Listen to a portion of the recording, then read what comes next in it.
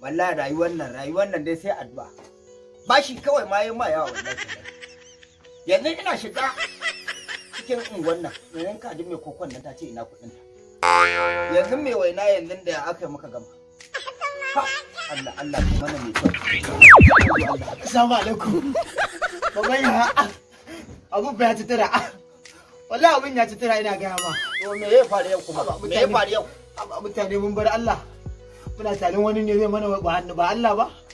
Kuma yanayin da muke ciki wallahi Allah za mu koma. Wallahi sallan dare kawai za mu dinga da salatu annabi mu sha. Amma wallahi yanayin da ake cikin sai rayuwar nan da ake ciki. Mun bar Allah. Muna tare wani bawan Allah zai mana wake ba Allah ba. Ai maganin ku kenan. Komai kuka tashi ba za ku yi adda ba.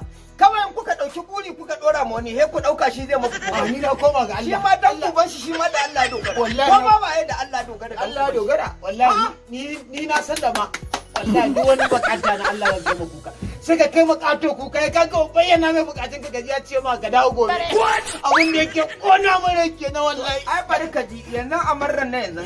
In da mutum na baka 20,000 yanzu kana zuwa 500 zai baka. Wallahi tallahi 500 zai baka. Abin ya ci kira ina ga ma. Ai dai abin ya dame ka kana ji? In ni ne kai fiya zan sha mutum. Mana ya fi sauki yayi.